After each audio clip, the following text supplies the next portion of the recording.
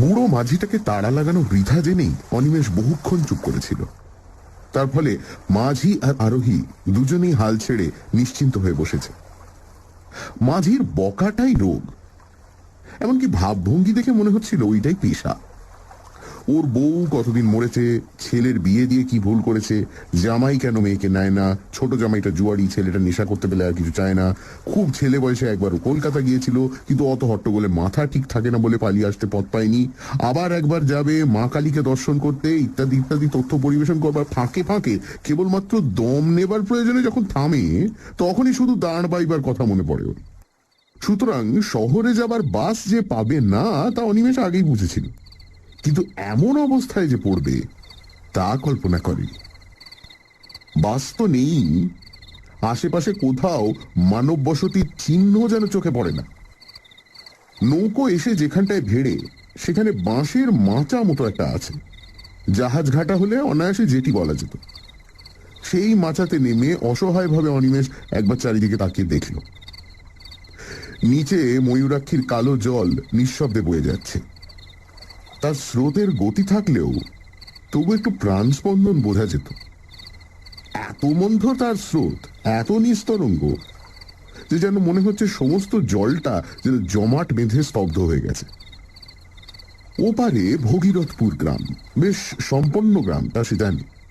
বহু লোকের বাস, অনেক পাকা বাড়ি, স্কুল, ডাকঘর আছে, কিন্তু এখান থেকে তা কিছুই দেখা যায় না।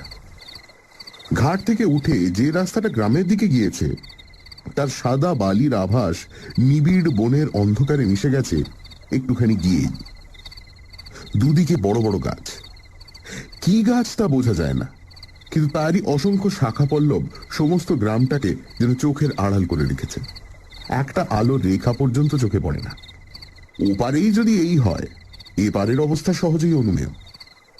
এপারে যেদিন সে এসেছিল সেদিন দিনের বেলাও কোনো গ্রাম ওর চোখে পড়েনি। বাসটা এসে একেবারে এই ঘাটের ধারে দাঁড়ায়, যাত্রীরা সবাই ভগীরথপুর চলে যায়। সেদিন অন্তত এমন কেউ ছিল না যে ওপারে কোথাও যাবে। আসার সময় দুদিকে আম গাছের ঘন বন কাটিয়ে এসেছিল, বেশ মনে আছে। হয়তো ছিল কোথাও ঘর বাড়ি, কিন্তু তা ওর চোখে পড়েনি। পারাপারের জন্য একটা খেয়া নৌকা আছে, চওড়া ভেলার মতো প্রকাণ্ড বস্তু, কিন্তু শেষ বাস চলে যাবার পর আর ওপার থেকে কেউ আসবার সম্ভাবনা নেই জেনে সেই ইজারাদারও বহুক্ষণ বাড়ি চলে গেছে নৌকোটা ওপারে বেঁধে রেখে। বাবু, ভাড়াটা? তাড়া লাগায় মাঝি। বিহ্বলতা কাটে, কিন্তু যেন আরো ব্যাকুল হয়ে ওঠে অনিমেষ। ভাড়াটা কি রে? এই অন্ধকারের রাত্রিতে আমি এখানে কোথায় থাকবো? তুই তো 1 ঘন্টার রাস্তা 7 ঘন্টায় এনে আমাকে এই বিপদে ফেললি। এখন নিদেন ওপারে পৌঁছে দে, দেখি কোথাও একটু আশ্রয় পাই কিনা। এপারে এই জঙ্গলে শেষে কি বাঘের পেটে প্রাণ দেবো? চল ওপারে নিয়ে চল। উটি লাল্লাম আজ্ঞা, উটি লাল্লাম আজ্ঞা। ঠিকই, কেন রে, কি হয়েছে? তার উত্তরে মাঝি যা বলল তার অর্থ হচ্ছে এই: ওপারে অন্য নৌকা গেলে খেয়ার ইজারাদার বড্ড বকাবকি করে, পুলিশে ধরিয়ে দেয়। সুতরাং ওপারে যাওয়া ওর পক্ষে সম্ভব নয়। অনিমেষ তাকে অনেক করে বোঝালো। ওপারে তাকে ধরবার জন্য ইজারাদার যদি বসে থাকতো তো অনিমেষ তাকেই ডাকত। শুধু ইজারাদার কেন, জনমানবের চিহ্ন থাকলেও সে মাঝিকে এ অনুরোধ করত না। কোনো মতে নামিয়ে দিয়ে সে চলে যাক, তাতে যদি কেউ তাকে ধরে তো অনিমেষ তার দায়ী, ইত্যাদি সব কথার উত্তরে সেই একই উত্তর, উটি লাল্লাম আজ্ঞা বাবু, উটি লাল্লাম আজ্ঞা। অনিমেষ তখন রাগ করে বলল, তবে তুইও থাক, আমি তো নৌকোতেই রাত কাটাই। আজ্ঞা, উটিও লাল্লাম। শুধু তাই নয়, দাঁড়ের একটা ধাক্কা দিয়ে নৌকোটা খানিকটা দূরে সরিয়ে নিয়ে গেল। টাকাটি শুনে দেন কেন, বাড়ি চলে যাই। তবে টাকাও পাবি না, যা, রাগ করে বলল অনিমেষ। কিন্তু যখন দেখে বুড়োটা সত্যি সত্যি একটা নিঃশ্বাস ফেলে ঘরমুখো হচ্ছে, তখন সে একখানা 1 টাকার নোট গলা পাকিয়ে ছুঁড়েই দিল। যা বেটা যা, পথে ডুবে মরিস তো ঠিক হয়, মনে মনে বলে অনিমেষ। ব্যাস, এরপর সব পরিষ্কার। ওপারে ঘন বনের নিবিড় অন্ধকার, সামনে অতল শান্ত জলে তারই রহস্য যেন জমাট বেঁধে, আর এপারে তার চারপাশ ঘিরেও দৈত্যের মতো কতগুলি গাছপালা। সুটকেসটা মাচার ওপর পেতে সেখানেই জেকে বসল অনিমেষ। বাঘ ভাল্লুক যদি সত্যি আসে তো জলে ঝাঁপিয়ে পড়তে পারবে, এখানেই খানিকটা তবু নিরাপদ। খড় খড় ঝটপট শব্দ করে কি একটা পাখি উড়ে বসলো মাথার উপর। ভয় পেয়ে চমকে উঠল অনিমেষ। কাছেই কোথায় শুকনো পাতার উপর দিয়ে কি একটা সরীসৃপ চলে গেল বোধহয়। সামান্য শব্দ, তবু বেশ স্পষ্ট। জলের মধ্যে হঠাৎ একটা মাছ ডিগবাজি খায়, ওইটুকু আওয়াজ। কিন্তু অনিমেষের মনে হলো যেন বন্দুকের শব্দ উঠল কোথাও। বিশ্রী লাগছে। তারার আলোতে যতদূর দৃষ্টি চলে বহুক্ষণ ধরে ধরে হাত ঘড়িটা দেখল। মাত্র রাত 9টা। কলকাতায় সবে সন্ধে, কিন্তু এখানে মনে হচ্ছে নিশুতি রাত। এখনো দীর্ঘ সময় তাকে এখানে অপেক্ষা করতে হবে। কখন ভোর হবে, তারপর কখন ইজারাদারের ঘুম ভাঙবে, তবে সে একটু লোকালয়ের মুখ দেখতে পাবে। বাস একটা আসে এখানে সকাল 8টা নাগাদ। সন্ধ্যেতে যেটা এসেছে সেটা কাছাকাছি কোনো গ্রামে থাকে।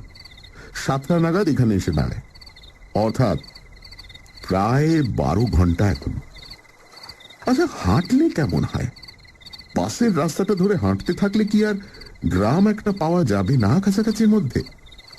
কিন্তু সেখানে যদি তাকে আশ্রয় দিতে কেউ না চায়, ডাকাত বলে মনে করে। তাছাড়া দুদিকে যা ঘন ঘন বন, যদি বাঘ আসে। মুর্শিদাবাদ জেলায় এসব অঞ্চলে প্রায়ই বাঘ বেরোয়।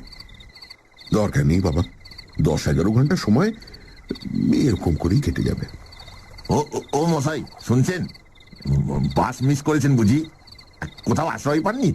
অস্ফুট একটা শব্দ করে চমকে ওঠে অনিমেষ, বরং আঁতকে ওঠে বলাই ঠিক। কখন নিঃশব্দে কে পেছনে এসে দাঁড়িয়েছে ওই এইটুকুও তো টের পায়নি। সামান্য কুটো নড়ার শব্দের দিকেও তো সে কান পেতেছিল। কয়েক মুহূর্ত যেন ভয়ে আড়ষ্ট হয়ে থেকে ঘাড় ফেরাতেও সাহস হল না। কথাগুলো যে বলেছে সে একেবারে ওর পেছনেই এসে দাঁড়িয়েছে, অত্যন্ত দ্রুত, যেন একটা কথা শেষ হবার আগেই আর একটা কথা শুরু হয়েছে। এইভাবে পরপর 3টি প্রশ্ন করে আগন্তুকটিও চুপ করে দাঁড়িয়ে নিঃশ্বাস ফেলছে। অবশেষে প্রায় মরিয়া হয়েই অনিমেষ ফিরে তাকায়। রোগা কালো গোছের একটি মানুষ, খুব বেটে নয়, তাই বলে ঢ্যাঙাও বলা চলবে না। উস্কো খুস্কো একমাথা চুল ও ঘন দাড়ি গোপ। ঘন দাড়ি কিন্তু আবক্ষ বিস্তৃত নয়, মধ্যে মধ্যে কামানো বা ছাঁটা হয় এমন দাড়ি, খোঁচা খোঁচা। একখানা খাটো আধময়লা কাপড় পরনে, কোঁচার খুঁট গায়ে জড়ানো। মোটা ভুরুর আড়ালে কোটরগত চক্ষুর তীক্ষ্ণ দৃষ্টি নিঃশব্দে শুধুমাত্র চাউনির দ্বারাই যেন অনিমেষের সমস্ত ইতিহাস আয়ত্ত করবার চেষ্টা করছে। বলছিলাম যে আপনি বোধহয় কোথাও আশ্রয় পাচ্ছেন না, না? তাহলে বরং চলুন না হয় আমার কুটিরেই কোনো মতে রাতটা কাটিয়ে দেবেন। হায় রে, কপাল কুণ্ডলারা শুধু উপন্যাসেই দেখা যায়। যাকে নবকুমারের অদৃষ্টতা নয় তা তো বোঝাই যাচ্ছে। তাই বলে কি ওর চেয়ে ভদ্র চেহারার কেউ জুটতে নেই? এই লোকটাকে দেখেই যেন পাগল বলে মনে হয়। শেষ পর্যন্ত এর আশ্রয়ে গিয়ে কি আরো বিপদে পড়বে নাকি? কি বলেন, যাবেন নাকি? আপনি এখানে মানে আমতা আমতা করে অনিমেষ। আমার এখানেই একটা ঘর আছে, এই যে। লোকটা আঙুল দিয়ে দেখায়। সত্যি তো, এই তো, বলতে গেলে তার সামনেই পাড়ের উপর একখানা খড়ের ঘর। ও অঞ্চলে যেমন হয় তেমনি। আশ্চর্য, এতক্ষণ তার চোখে কি হয়েছিল? লোকটি বোধ হয় তার মনের ভাব বুঝেই হেসে বলল, ঘরে আলো ছিল না কিনা, তাই অন্ধকারে টের পাননি। আমিও বাড়ি ছিলুম না, নদীর ধার দিয়ে দিয়ে একটু বেড়াতে গিয়েছিলুম। অন্ধকারে একা একা বেড়াতে আমার বেশ লাগে। এখানে বাঘের ভয় নেই? আছে বই কি, তবে আমার অত ভয় নেই। মরবার ভয় করি না, করে লাভই বা কি বলুন? মরতে তো একদিন হবেই। না, লোকটাকে ঠিক পাগল বলে তো মনে হয় না। চলুন চলুন, ঘরে বসেই কথাবার্তা হবে ক্ষণ। চলুন বলে সুটকেসটা তুলে নেয় অনিমেষ।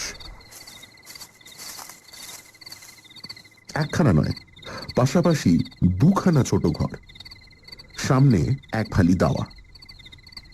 ভেতর দিকে আরো কি আছে তাও নজরে পড়ল না। দাওয়া বেশ ঝকঝকে করে নিকানো, পরিচ্ছন্ন। লোকটি আগে আগে পথ দেখিয়ে নিয়ে গিয়ে ওকে দাওয়াতেই দাঁড় করিয়ে রেখে দোর খুলে ভেতরে ঢুকল। তালা চাবির বালাই নেই, দোর শুধু ভেজানোই ছিল। ঠেলা দিতেই নিঃশব্দে খুলে গেল। ভেতরে ঢুকে আশ্চর্য রকম ক্ষিপ্রতার সঙ্গে একটা আলো জেলে লোকটি বলল, আসুন আসুন, ভেতরে আসুন। সানডে সাসপেন্স, শুধুমাত্র রেডিও মির্চি 98.3 FM এ। It's hot. গল্পের পরবর্তী অংশ ব্রেকের পর। সানডে সাসপেন্সে আজ গজেন্দ্র কুমার মিত্রর লেখা এক রাত্রির অতিথি। অনিমেষ নৌকো করে একটা জায়গায় এসে পৌঁছেছে, ওপারে ভগীরথপুর গ্রাম। কিন্তু জায়গাটি একেবারেই নির্জন। ঘাটের ধারে বাস এসে দাঁড়ায়, কিন্তু সেদিন শেষ বাসও চলে গেছে। মাঝি কোনো রকমে অনিমেষকে নামিয়ে দিয়ে চলে গেল। অন্ধকার রাতে অনিমেষ একেবারেই একা। এমন সময় একটি লোক এসে অনিমেষকে আশ্রয় দিতে চাইল। লোকটি বলল তার মৃত্যু ভয় বা বাঘের ভয় কোনোটাই নেই।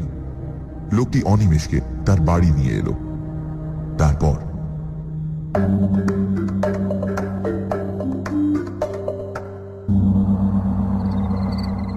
ঘরে আসবাবপত্র বেশি ছিল না। একটা তক্তপোষের ওপর একটা মাদুর বিছানো, শয্যা বলতে এই, একটা বালিশ পর্যন্ত নেই। এক পাশে একটি দড়ি টাঙানো, তাতে খান্দুই কাপড়।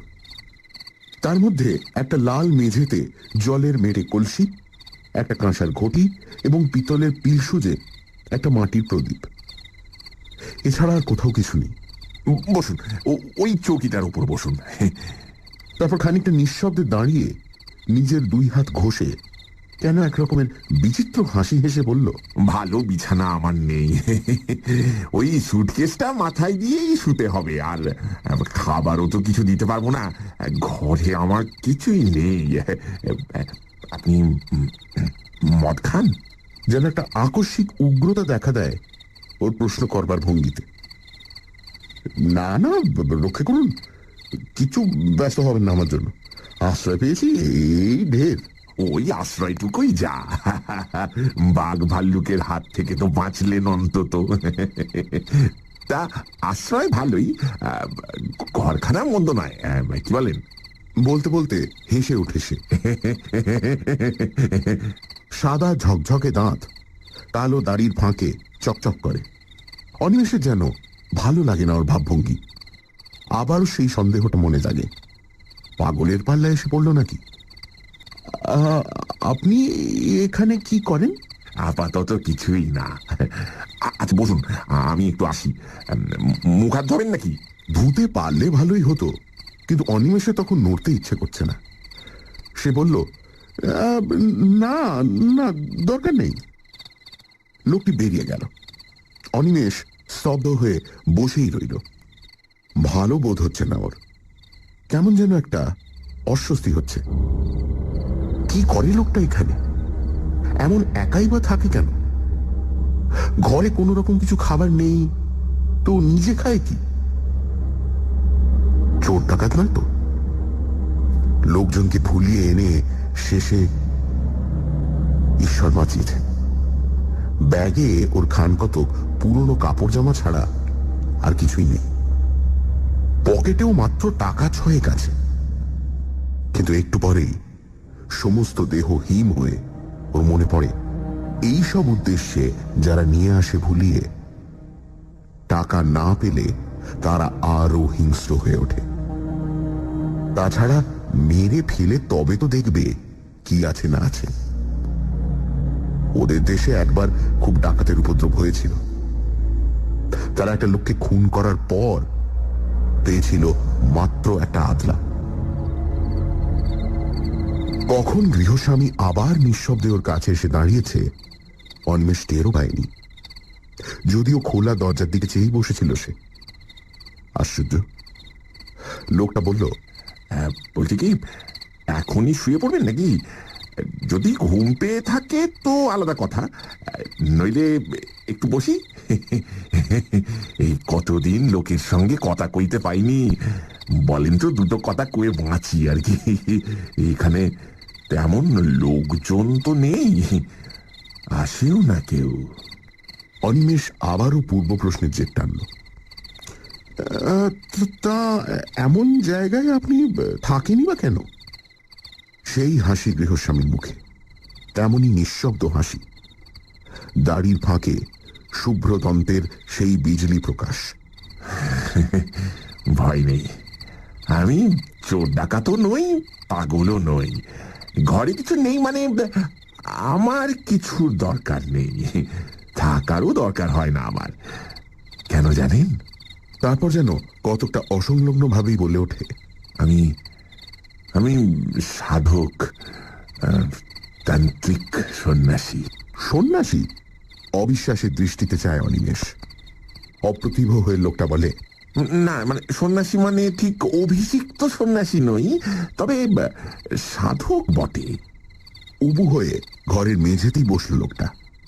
কিছুক্ষণ মৌনভাবে থেকে বলল, তাহলে আপনাকে বলেই ফেলি, সেটা কাউকে কখনো বলিনি, বলবার সুযোগও পাইনি বিশেষ।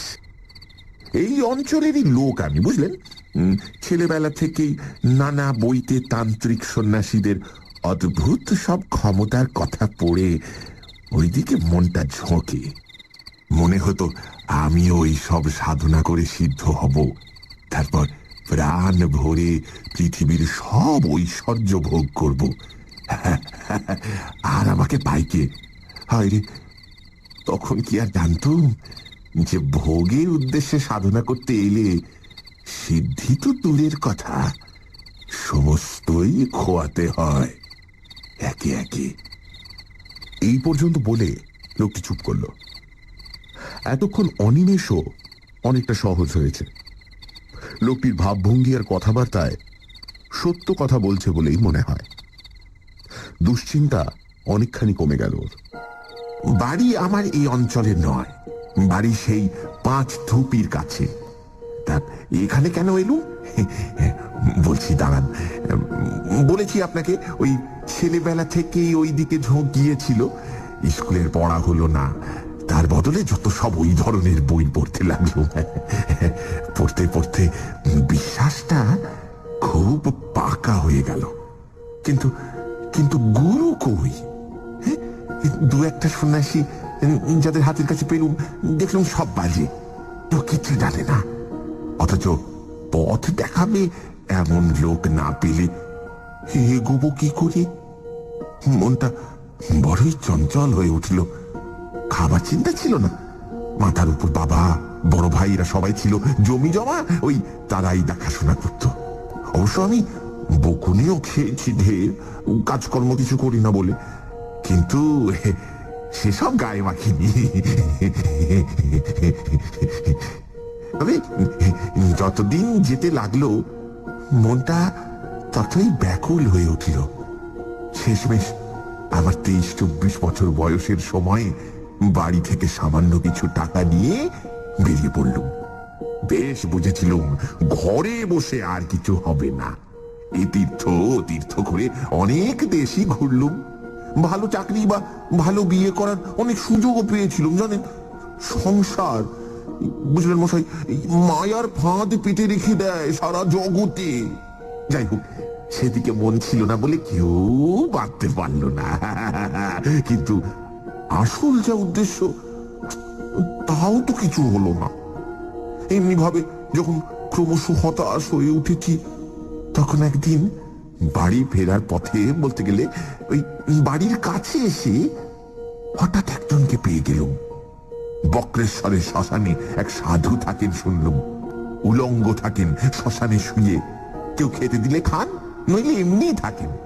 কাঁচা মাংস, পাতা লতা, এমনকি বিষ্ঠা খেতেও তার আপত্তি নেই বোধ হয়, এমনই নিষ্পৃহ তিনি।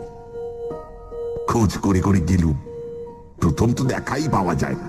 শেষে 3 দিন ধন্না দিয়ে পড়ে থাকতে দর্শন পেলুম। বিপুল দেহ, তীক্ষ্ণ দৃষ্টি, পাগলের মতো ভাবভঙ্গি। কিন্তু পাগল নন, না না না না না। একদিন সেদিন আমার চোখের সামনেই দুদিক থেকে দুদল ভক্ত তাকে দর্শন করতে আসছে দেখে আমার চোখের সামনে শিয়ালের দেহ ধরে বনের মধ্যে গিয়ে সে তোলেন। কেউ আর খুঁজেই পেল না। বুঝলুম যে এতদিন ধরে যাকে খুঁজছিলুম, এতদিন পরে তাকে পেয়েছি। অনিমেষের মনেও ততক্ষণে গল্প জমে উঠেছে। লোকটি থামতেই সে বলল, তারপর? লোক তো পেলুম, তাকে ধরি কি করে? কিছুতেই ধরা দেয় না। কিছু বলতে গেলে শ্মশানের পোড়া কাঠ তুলে তেড়ে আসে। একদিন একদিন খুব কান্নাকাটি করতে সব শুনলে মন দিয়ে, কিন্তু তারপর যা বকুনিটি দিলে, বলে ভালো চাস তুই সব মতলব ছাড়, সাধনা করবি তুই ওই 1.5 কাঁপা নিয়ে, তোর কাজ নয়, বুঝলে? মরবি একেবারে। তাছাড়া ভোগ করবার জন্য সব কাজ যে করতে আসে তার একুল ওকুল দুকুল যায়। ঘরের ছেলে ঘরে ফিরে যা, যা বিয়ে থা কর, নিজে নিজেই ভগবানকে ডাক, নয়তো কুলগুরুর কাছে দীক্ষা নিস। অনেক কাকুতি মিনতি করলাম, বাবার আর দয়া হলো না। আমি কিন্তু মশাই হাল ছাড়লুম না। আমার তখন জেদ চেপে গেছে কিনা ওইখানেই পড়ে রইলুম, বলতে গেলে না খেয়ে দে, আর গোপনে ওর দিকে নজর রাখলাম, যদি আসল প্রক্রিয়ার কিছু হদিশ পাই। বুঝলেন না? এতদিন কি আর বৃথাই এ লাইনে ঘুরেছি? আসল মানুষ না পাই ওদের ভেতরের কথা কিছু কিছু জেনেছি বই কি। তারপর হলো কি মশাই, আরো 2-1 সাধক আর ভৈরবী ওখানে এলো বাবার সঙ্গে দেখা করতে। গোপনে এলো, কিন্তু আমি তো ওইখানেই পড়ে থাকি, আমাকে এড়াবে কি করে? পর পর কদিন ওদের চক্র বসলো, আমি তাও দেখলুম। মনে হলো যে আর কি, সব তো শিখে গেছি। ওখান থেকে রওনা হয়ে আর বাড়ি ফিরলুম না। নির্জন স্থান, অথচ শ্মশান, লোকালয় কাছে, এইরকম খুঁজতে খুঁজতে এসে পড়লুম। পথে নলহাটিতে একজন তান্ত্রিকের কাছে দীক্ষাও নিয়ে নিলুম। ও মশাই, এলুম তো এখানে, কিন্তু সাধনা আর হয় না। প্রথম দিন থেকে বিঘ্ন, উপকরণ জোটে তো দিন পাই না, দিন পাই তো উপকরণ নেই। শেষে অনেক কৌশল করিয়ে অনেক নিচে নেমে যদি বা সব জোগাড় করলুম, মঙ্গলবার অমাবস্যার রাত পেয়ে যেমন আসন করে বসেছি, কি বিঘ্ন, কি বিঘ্ন! উফ, ধ্যানে মন দেব কি, কিছুতে মনই স্থির করতে পারি না। এখন এটা বাসের রাস্তা হয়ে শ্মশান এখান থেকে সরে গেছে। আগে এখানটাতেই শ্মশান ছিল। এই যে এখন যেখানে ঘর দেখছেন, এই যেখানে আমরা বসে আছি, এইখানেই সেদিন আসন করে বসেছিল। নিজের অজ্ঞাতেই অনিমেষ যেন একটু সরে বসে। তারপর বলে, আচ্ছা, বিঘ্ন কি রকমের? ভয় পেলেন? শুনেছি তো এরকম সাধনায় বসলে প্রথম প্রথম নানা রকমের ভয় দেখায়, কিন্তু সেটা শুধুই পরীক্ষা করার জন্য। আপনিও তো সেরকম শুনেছিলেন নিশ্চয়ই, তবে ভয় পেলেন কেন? হাসলো লোকটা আবারও। কাউকে ছেলে মানুষই করতে দেখলে বিজ্ঞ মানুষেরা যেমন হাসে, কতকটা তেমনই হাসি। বলল, জানে তো সবাই, কিন্তু শোনা এক জিনিস আর অভিজ্ঞতাটা আর এক। তেমন অভিজ্ঞতা হলে বুঝতেন। শুনবেন? শুনবেন কেমন? মরার বুকের উপর বসেছি আসন করে, মরার খুলিতে করে মদ খাচ্ছি, মনে ভয় ডর কিচ্ছু নেই, এই বিশ্বাস হয়ে গিয়েছিল। কিন্তু সেই লোকেরই বুকের মধ্যে হেম হয়ে গেল সে সব শুনে। না না, তেমন ভয়ানক কিছু নয়।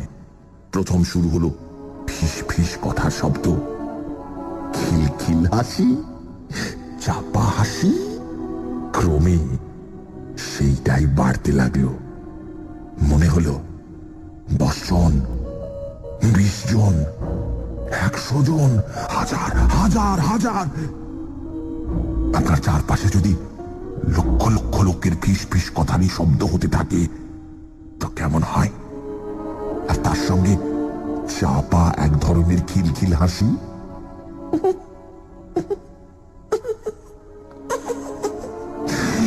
তবু আমি স্থির হয়ে আসনেই বসে রইলুম, নড়লুম না। যদিও কাজে আর মন দিতে পারলুম না, এটাও ঠিক। তারপর মশাই স্পষ্ট দেখতে লাগলুম শ্মশানের মাটি ফুঁড়ে ফুঁড়ে যেন মরাগুলো উঠছে। কত কাল থেকে মরেছে সব, কত হাজার হাজার বছর ধরে। এক একজনের বিভৎস চেহারা, রোগে যন্ত্রণায় বিকৃত মুখ। কেউ বা খুন হয়েছিল, কেউ বা ঠ্যাঙাড়ির হাতে প্রাণ দিয়েছে, কেউ বা গলায় দড়ির মরা। ঠিক সেই অবস্থায় উঠেছে, তেমনি কন্ধ কাটা কিংবা হাড় ঘোড় ভাঙা অবস্থায়।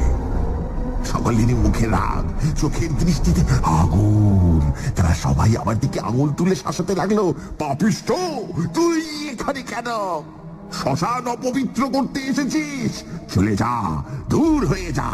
জানিস না এখানে আমরা পাহারা দিচ্ছি? মনে পাপ নিয়ে তুই এসেছিস শ্মশান জাগাতে? চলে যা, চলে যা। তার মধ্যে একজনের আবার শুধু কঙ্কাল। বোধহয় তাকে পুঁতে রেখেছিল কোথাও মেরে, তারপর তাকে তুলে পোড়াতে হয়েছে। সেটাই সবচেয়ে কাছাকাছি এলো। মুখে সেই এক শব্দ, দূর হ, দূর হ। ভয় পেলুম খুব, তবু এও জানি একবার ভয় পেলেই গেল। চিরকালের মতো প্রাণপণে চেঁচিয়ে উঠলুম, যাব না, যাব না, উঠবো না আমি। ব্যাস, আর যাই কথা। সেই কঙ্কালটা আরো এগিয়ে এসে তার সেই অস্থিময় আঙুল কটা দিয়ে আমার গলাটা চেপে ধরল। সে কি চাপ, সে কি চাপ, যেন মোটা লোহার সাঁড়াশি।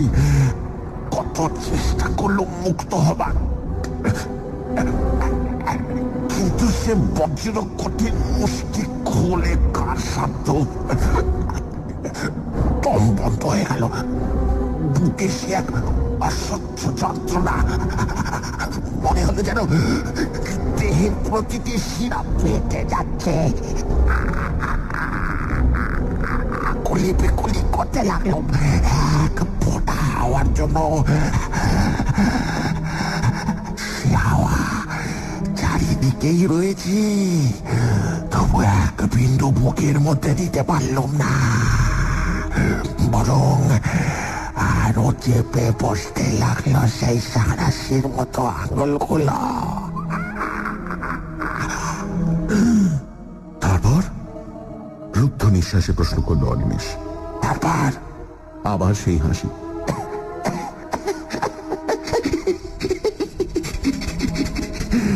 তারপর আর কি?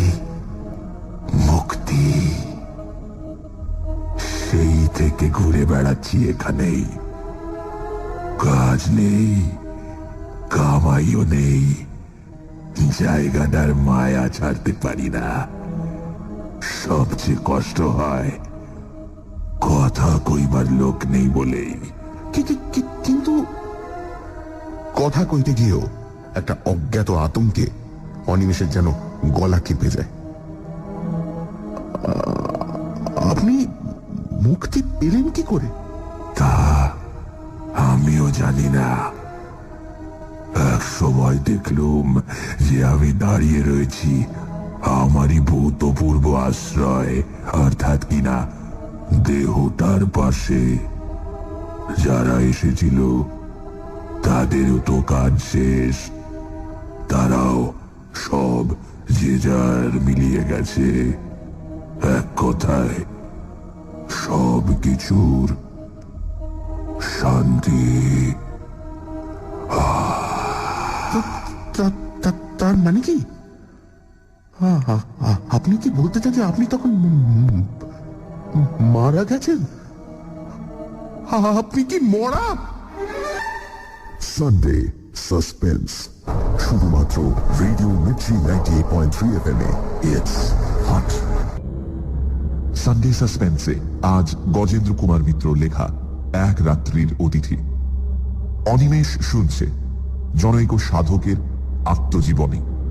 সে নিজের মুখেই বলছে যে সে চোর, ডাকাত বা পাগল কোনোটাই নয়। তান্ত্রিক সন্ন্যাসী হবার বাসনা নিয়ে লোকটি বাড়ি ছেড়েছিল। তারপর এক সাধুর সংস্পর্শে এসে নানা রকম সাধনা করতে শুরু করে এবং একদিন রাতে তার সাধনার সময় শ্মশানের মাটি ফুঁড়ে ভয়ঙ্কর আত্মারা উঠে আসে। একটি কঙ্কাল তার গলা চেপে ধরে এবং তারপর সে সম্পূর্ণ মুক্তি পেয়ে যায়।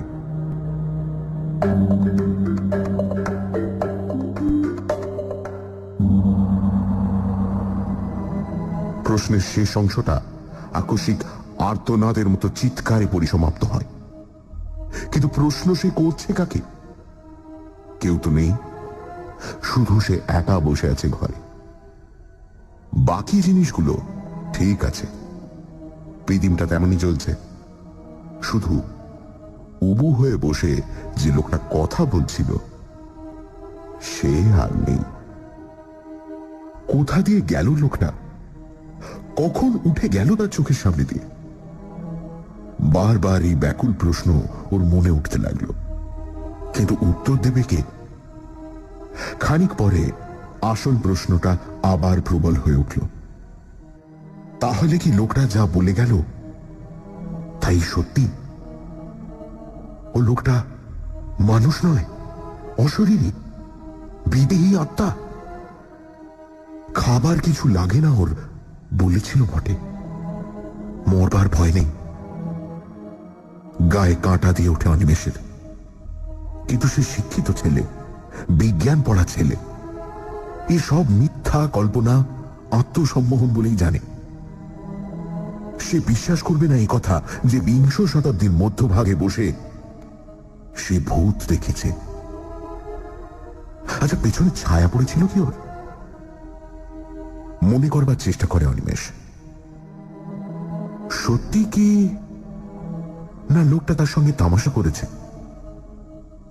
আগে যা ভেবেছিল তাই, ডাকাত বা ঠ্যাঙাড়ে জাতীয়, ভয় দেখিয়ে গেল, এরপর কাজ হাসিল করা সোজা হবে ভেবে?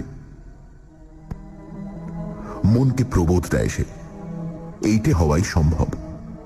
ভূত হলে আলোয় থাকবে কি করে? বদমাইশ আরো বেশি ভয় দেখাবার জন্য ম্যাজিকওয়ালাদের মতো চোখের নিমেষে সরে গেছে। দৌড়টা বন্ধ করে দেবে নাকি? দেওয়াই উচিত। পালাবে কোথায়? যাবে এই অন্ধকারে? আরো তো ওদের কবলে গিয়েই পড়তে হবে। সে দেখতে পাবে না ওদের, ওরা দেখবে। তার চেয়ে দৌড় বন্ধ করে বসে থাকা মন্দ নয়। যা হবার হবে, আলো তো থাকবে এখানে, লোকগুলোকে চোখে দেখা যাবে। অনিমেষ অতি কষ্টে উঠে দাঁড়ালো। হাতে পায়ে যেন জোর নেই। কোনো মতে উঠে গিয়ে সন্তর্পণে দৌড়টা বন্ধ করে দিল। ভাগ্যিস ভেতরে খিল আছে, বেশ মজবুত খিল। দেখে শুনে ভালো করে বন্ধ করলো। যাক, নিশ্চিন্ত। কিন্তু এ কি?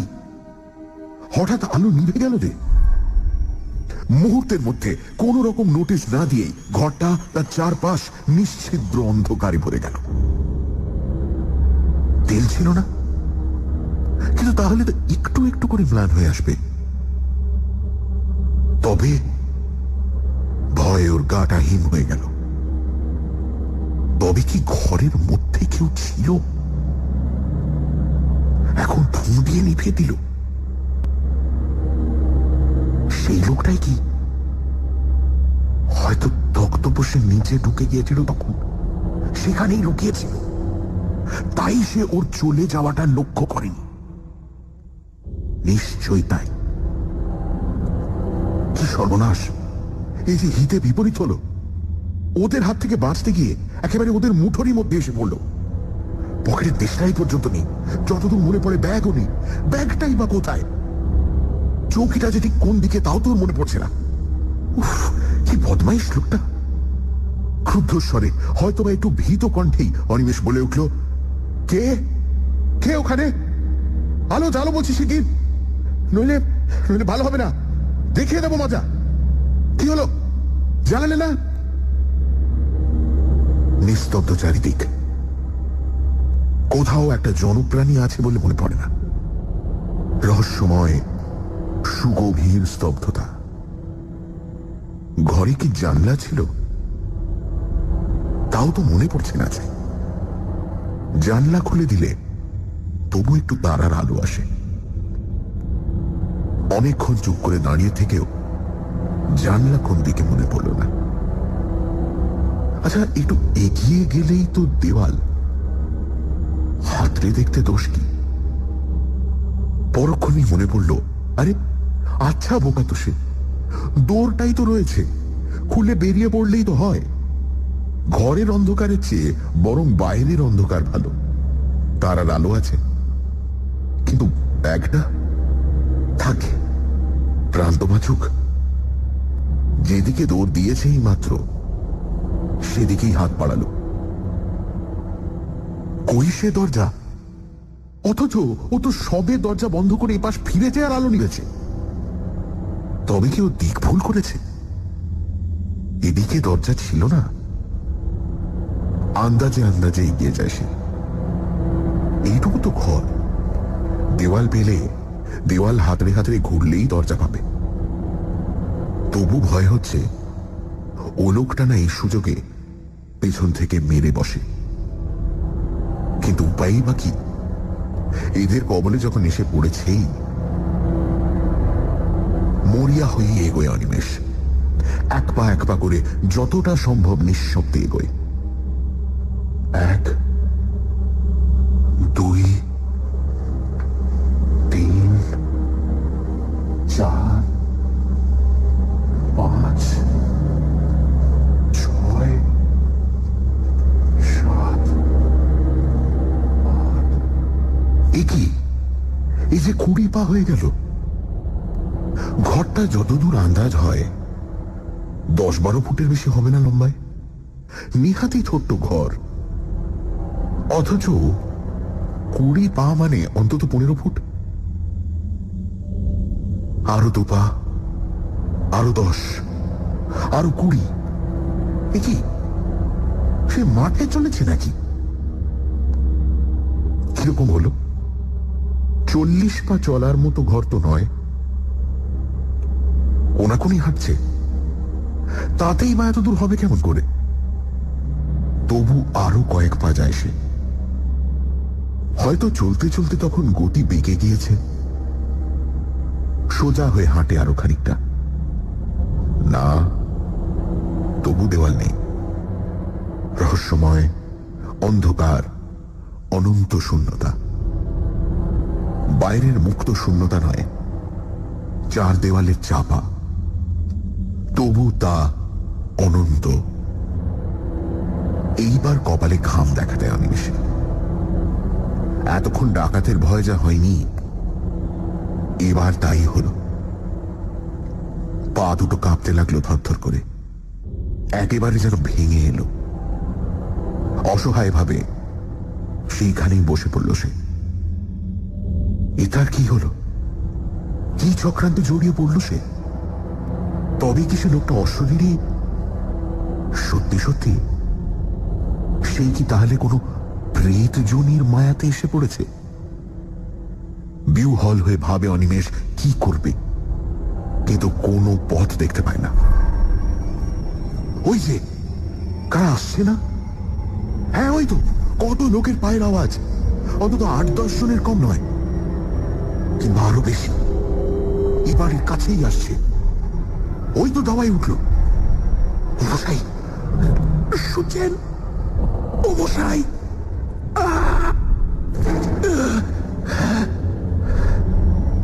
গলা দিয়ে স্বর বেরোলো না। টাকরা শুকিয়ে গিয়েছে, গলা কাঠ। কিন্তু ওরাই যদি সেই ডাকাতের দল হয়, তা হোক, তবু তো তারা মানুষ। ভরসা হলো একটু অনিমেষের। তাহলে অন্তত এটা প্রেতের মায়া নয়। আহ, বাঁচা গেল। হ্যাঁ, ডাকাতি নইলে ওরা অমন ফিস ফিস করে কথা কইবে কেন? বহু লোক যেন পরস্পরের সঙ্গে ফিস ফিস করে কথা কইছে। আরো লোক বাড়ছে, আরো বহু পায়ের শব্দ, অসংখ্য অগণিত ফিস ফিস করে কথা বলার আওয়াজ। দেখি ওরা কি ঘরে ঢুকছে নাকি? কেমন করে ঢুকলো? ওর যে চারিদিকে শব্দগুলো এগিয়ে আসছে, ওর চারপাশে খুব কাছে খিলখিল করে চাপা হাসির শব্দ। অনেকে হাসছে, তবু শব্দটা খুব জোর নয়।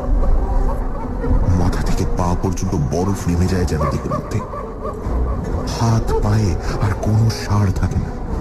আতঙ্ক যে এমন জিনিস তা আগে অনিমেষ কখনো কল্পনাও করেনি। মস্তিষ্ক শুদ্ধ যেন নিষ্ক্রিয় হয়ে আসছে। চিৎকার করবে, চিৎকার করবে, সাধ্য নেই। পালাবে, পথ কই? কিন্তু কিছু তো একটা করা উচিত। লোকগুলো যেন ওকে ঘিরে ধরেছে। তাদের নিঃশ্বাস, দূষিত তীব্র উষ্ণ নিঃশ্বাস ওর সর্বাঙ্গে। মনে পড়ে গেল লোকটার বর্ণনা। সেও তো এমনই ফিস ফিস শব্দ শুনেছিল, এমনই হাসি। তারপর সেই মৃতের পুনরুত্থান, সেই কঙ্কালের অভিযান। তার অদৃষ্টে কি তাই হবে? সে তো কোনো দোষ করেনি। সে তো সাধনা করতে আসেনি সবের বুকের উপর চড়ে। হঠাৎ কে যেন হা হা হা হা করে হেসে উঠল তারই আশেপাশে কোথাও। তীক্ষ্ণ চড়া গলার সে হাসি। মনে হলো যেন তার পাশে অন্ধকারকে বিদীর্ণ করে ছড়িয়ে পড়তে চাইছে। আবার চারিদিকে দেওয়ালে ধাক্কা খেয়ে ফিরে আসছে তারই চারিদিকে। বহুক্ষণ ধরে যেন এই হাসির শব্দ ধ্বনিত আর প্রতিধ্বনিত হতে লাগলো তাকে ঘিরে। বিশ্রী তীক্ষ্ণ একটা উপহাসের হাসি। সে হাসির জাল যেন তাকে চারিদিক থেকে ঘিরে ধরেছে, আর নিস্তার নেই। প্রাণপণ চেষ্টায় মরিয়ার মতো চিৎকার করে উঠল একবার অনিমেষ, হে ভগবান, এ কি করলে? সত্যি তো, ভগবানের কথা তো তার মনে ছিল না। তাকে তো সে ডাকেনি। হে ভগবান, হে হরি বাঁচাও, হে রামচন্দ্র। আর কিছু মনে এলো না তার। গায়ত্রী মনে আছে কি? হ্যাঁ আছে। ওই মেয়েটা কোথায়? সুগভীর ক্লান্তি আর অসহ তন্দ্রায় চৈতন্য শিথিল হয়ে আসে তার। ঘুম যখন ভাঙে অনিমেষের, তখন সকাল হয়নি, কিন্তু ফর্সা হয়েছে একটু। খানিকটা সময় লাগলো তার সবটা মনে করতে। তারপর ধর্মড়িয়ে উঠে বসে ভালো করে চেয়ে দেখলো যে সে বাস দাঁড়াবাড়ি ফাঁকা জায়গাটার মধ্যে ঘুমিয়ে পড়েছে কখন। সুটকেসটা খানিকটা দূরে একটা গাছতলায় পড়ে আছে। আরে সেই ঘর, সেই ঘরটা কোথায় গেল? যত দূর দৃষ্টি যায় কোথাও কোনো ঘরের চিহ্ন মাত্র তো নেই। সে কি বাস থেকে নেমে সেখানেই ঘুমিয়ে পড়েছিল? তাই হবে হয়তো।